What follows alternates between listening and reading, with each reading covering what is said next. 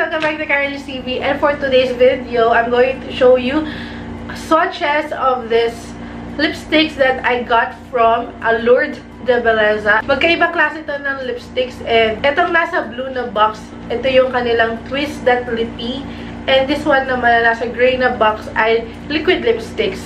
So this will be a two-part video, and ang uunahin ko itong mga Twist That Lippies. And doon sa next na video na i-upload ko ay yung mga liquid lipsticks na swatches naman. You'll see the same shirt na gagamitin ko. Kasi mamaya sa video, hindi ako nagpapalit ng damit. So this is actually their latest product, newest product. Tong Twist That Lippie is a matte lipstick in a retractable container. So it claims to be very pigmented, matte, paraben-free, cruelty-free, waterproof, and not dry, and also lightweight. So it has 6 shades. Oh my god, I'm so excited. I wonder how much is this. Walang nakalagay na price. So, let's see. I'm going to open the following. Actually, dito sa tinitignan ko, nandito na yung mga shades. So, most of them are actually parang super, kung titignan nyo, I'm sorry.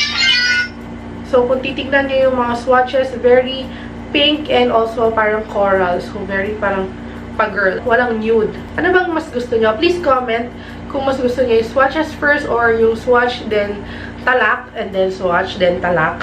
So, this one is bubblegum. Yan. So, bubblegum siya. So, you can see from the color, parang talaga siyang bubblegum.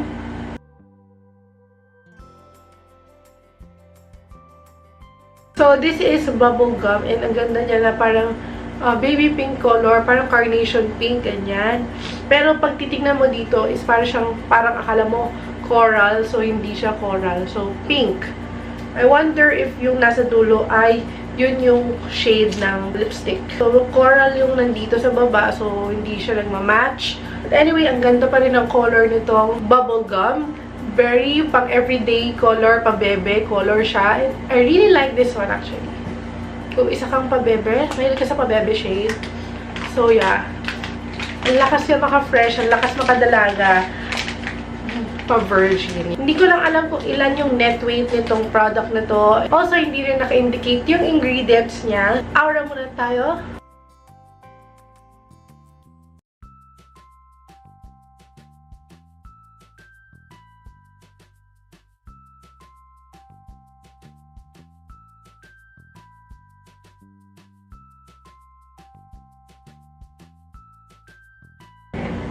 Pasensya na kayo kung nababother kayo sa ingay ng aircon kasi ang lapit-lapit lang. Maliit lang yung room, so yan, hindi ko maiwasan yung ingay. So anyway, next shade is Peach Puff. Yan, ito yung talagang peach na coralish shade. Bago ko pala gamitin to, kasi gusto ko i-retract muna siya kung hanggang saan siya. Kita niyo yung color. Baka mamaya malaglag. Uy, in fairness, mahaba siya. Oops, hanggang dyan na. So, parang mga feel ko mga 3 grams. Ito yung daliri ko. So, yan. Mga 2 inch, ano lang, wala pang 2 inches.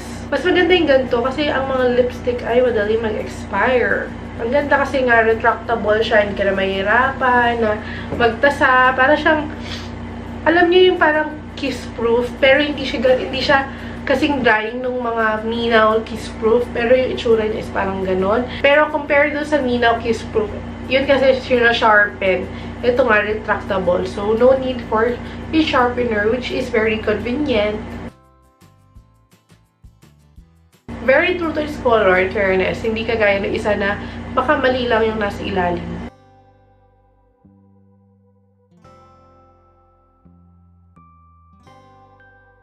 So, yun ang isang problema dito. Though, pag lalagay mo yung takip, dapat talaga is marunong ka, asintado ka, dahil kung hindi, ayan mag-ano siya dun sa rim ng takip. Ayan, magkakaroon ng kung ano man. Dapat asintado, sakto, kundi mapangit ang lipstick. So, anyway, yun nga, itong Peach Puff, ang ganda din ang color. I really like this one. Super fresh din niya. Alam mo yung pag-girl. And pag pinapurse ko yung lips ko, hindi naman siya yung sticky. I like this one. Ang bongga. Bongga nitong Peach Puff. Ang ganda ng color.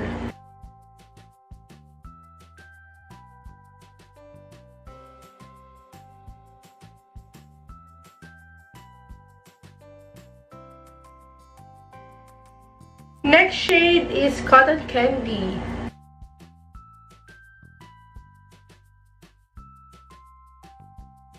Cotton Candy naman is para siyang pink na meron ding coralish shade. I like this one.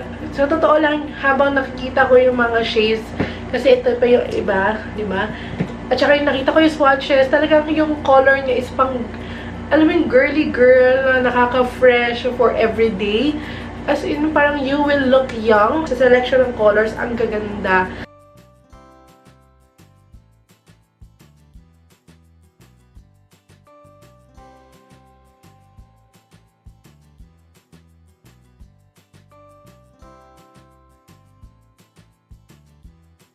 Nagtataka kayo bakit parang namumutibigla yung lips ko after ko magtanggal. Kasi naglalagay ako ng powder kasi nabubura yung nasa gilid. Siyempre, pag nagtatanggal ako ng lipstick. So, next shade is Strawberry Jam. And I think this one, parang red shade na siya. Yes.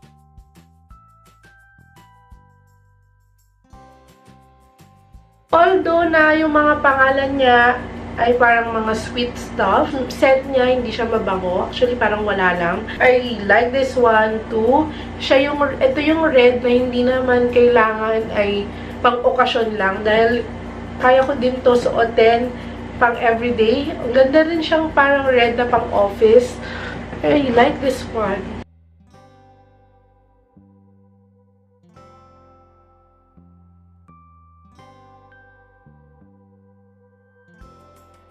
Next shade is Candy Apple. So, yan. Expect na naman tayo mga red shade naman.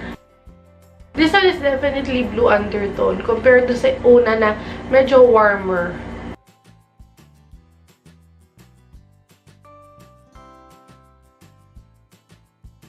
Smooth niya talaga i-apply sa lips. May konting weight. Mararamdaman mo talaga na parang meron kang lipstick, may nilagay ka sa lips mo. So, of course, hindi siya kiss-proof. Huwag na tayo mag-expect na kiss-proof siya. Ang nakalagay doon ay waterproof. So, later, i-check natin if waterproof talaga siya. Pero in fairness, hindi siya ganun kadali tanggalin ng makeup wipes.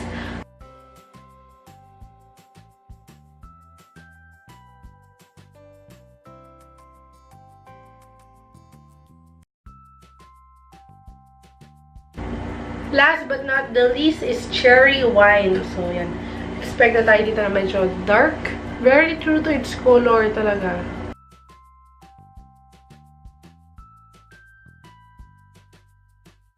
Grabe. Oh my God. I love all the colors, promise. I really like the colors. Ewan ko, kailangan ko pa ba explain to? Pero ang ganda.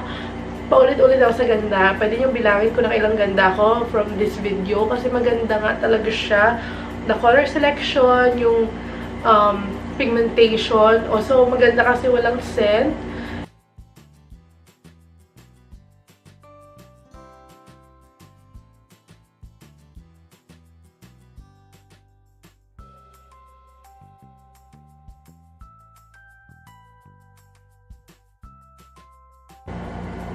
I'm not the best arm swatcher in the world. So, ayan. Yan ang ating makakaya.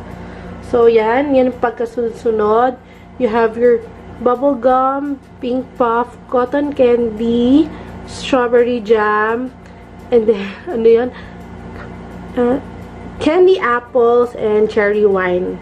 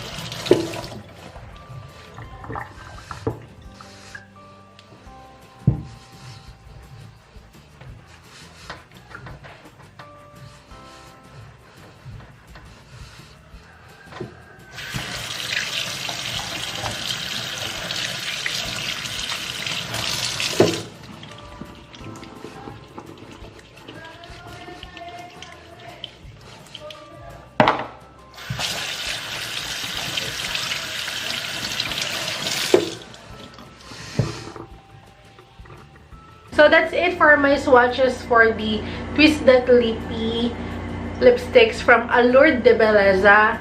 And yung price, ilalagay ko na lang dito. If not, if hindi ko malagay dito, because sometimes I forget. Pero pag nandito, ayan ang price. If wala naman, check the description box below dahil for sure, ilalagay ko dyan. So, overall, I really like this. First impression pa lang to guys. So, hindi pa to talaga yung aking final thoughts. But then, first impression, super like the product. Kahit na parang mararamdaman mo yung lips, I like this. Hindi siya nagsasak in ng moisture kahit matte finish siya. I'll update you guys. Pero talaga, sa ngayon, super like the colors. Lahat gusto ko colors. Walang tapo na color. Lahat magsusuot ko for everyday. I think yung kanyang colors also suits lahat ng skin tone. Especially Pinay skin tone. Hindi naman ako sobrang kaputian. So, ayan, makikita nyo. So, yeah, bonggang-bongga siya. Thank you, Malos, for watching. Please don't forget to subscribe, like, and comment on this video. And also, keep in mind, more positivity, less negativity. So, watch out for the part 2 of the swatches for Allured De Belleza. Bye!